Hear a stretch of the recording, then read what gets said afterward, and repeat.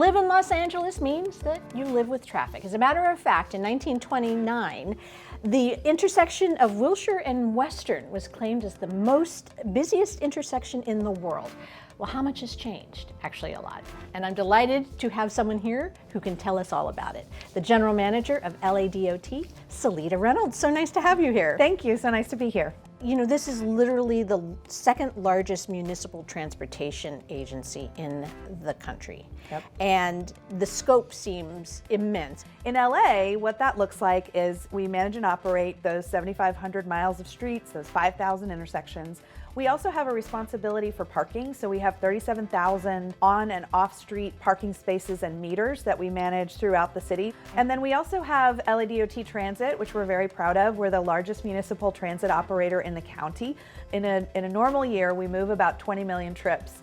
And then we also have a responsibility for regulating taxis, scooters, and electric bikes. So we have a really large portfolio of responsibilities. Who would have thought talking traffic could be so much fun? All right, so let's move forward a little bit, because I know one of the things that you brought to the table when you came is the ability to get around the city in new and innovative ways. Right. Scooters and bikes and electric car sharing and everything.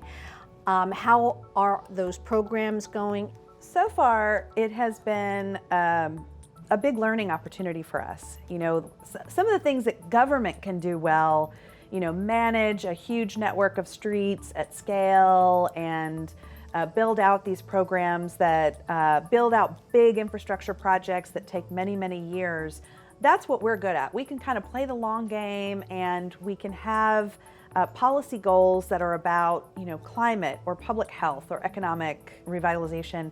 The private sector is really good at being very nimble, being very quick, learning fast, and, you know, coming up with new ideas and experimenting in a way that we can't always do in government. And so having those, if you have those two things working together, you can really open up a lot of great opportunities.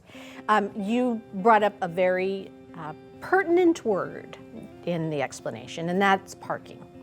And obviously during the pandemic, the early days of the pandemic and the safer at home orders, Mayor Garcetti eliminated the possibility of getting a parking ticket for a number of places. Mm-hmm. Where are we right now? Are those meters now back functioning, and can people get tickets if they do not follow the signs that are posted in neighborhoods, et cetera? It's a really good question, because, and it's very confusing in a city like Los Angeles. The parking regulations are complicated, and they change from block to block, and sometimes even from parking space to parking space. And so at the very beginning of the pandemic, you know, LADOT also has a responsibility. We have 600 parking enforcement traffic control officers who are out there every day directing traffic, writing parking tickets. They're school crossing guards as well. We perform those functions to keep the city moving. At the beginning of the pandemic, it became really clear that, you know, people were going to need to shelter in place. The safer at home orders went out. But not only that, but almost overnight, we had a lot of people in this city lose their jobs, and, you know, either temporarily or permanently. And as a department, it felt like, you know, we have a lot of financial burdens that we put on people. We write your ticket, that ticket can increase in its you know, an amount if you don't come in and tell us you think it was wrong. So we did a few things. First, we stopped enforcing residential street sweeping. You know, the street sweeper comes by, and that's it's a common complaint in lots of parts of LA. Like, I'm on the wrong side of the street. You wake up and it's Wednesday, and you're like, wait, is it the second Wednesday? Is it 10? Do I need to move my car? And we do that because keeping the streets clean is a public health matter. You want to keep garbage and trash and all sorts of other things that accumulate on streets out of the streets. We stopped writing those tickets. We kept writing tickets at meters, which I think was confusing for people because it wasn't just an outright across the board freeze. But then we also stopped enforcing a whole bunch of other things that we enforce for. We almost completely stopped towing people, which is something that we do. And we froze your parking ticket. So if you had a parking ticket, we froze it so that it wouldn't continue to increase if you didn't come in and pay it and figure it out.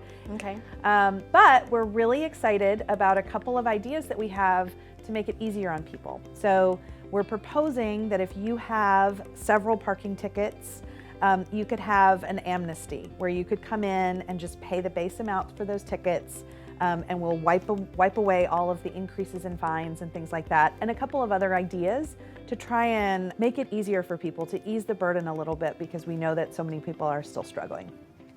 Let's keep with this theme of adjustments made because of this shift in how we exist, period. So one of the big things was the opportunity to create a dining al fresco. With that, restaurants had the opportunity to have guests again. And with that, parking spaces were taken away and lanes and streets were taken away. So I imagine it, from your vantage point, great idea with maybe some challenges to consider. So where is that balance right now? So I love the question because I think that it points to something that I think a lot of people maybe don't think about, which is that the streets in the city are public space, right? They belong in the sidewalks. They're just like a park or a library, anything else that belongs to the people who live in that city. And my job is really just to manage that space for the public good while I'm in this position, sort of holding the public trust. And so when I think about all of the different ways that you could use a single parking space, I could use it to store a private vehicle, right? That's parking. I could use it, there are a lot of spaces around the city where we've turned those spaces into what we call bike corrals, so you can fit, dozens of bikes in the same space that you can fit that one car. And we had a program called People Street where businesses and neighborhoods could apply to Department of Transportation to convert their parking spaces into what we call parklets. So little opportunities for whatever you wanted to sort of do in that space. When the pandemic began, we asked businesses, would you like, instead of a 2-hour parking space, would you like a 10-minute pick up and drop off zone? Because now you are serving, you've got delivery drivers and takeout happening. So can we use this space smarter and differently to meet your needs? And we had hundreds of businesses throughout the city say, yes, we think that this is a choice that will help our business. And similarly, when we saw the enormous positive support that we got for that, we decided to take it one step further and say, okay, well now, would you like to use the space in front of your business for outdoor dining or retail sales or street vending? We opened the program to street vendors as well. And we had almost 2,000 businesses around the city of Los Angeles apply to the program. Not every single one of those is a parking space removal. We've only done that in about 50 places. Okay. And then we've done a lane closure in so far 2 places. I hope we'll see others, but some of them were putting tables out onto the sidewalk. Some of them were putting tables out into parking lots that they owned that were private. And then others of them said, nope, we don't have space to do it on the sidewalk. We don't have our own parking space. We want to do something on the street that opens the street up for different purposes.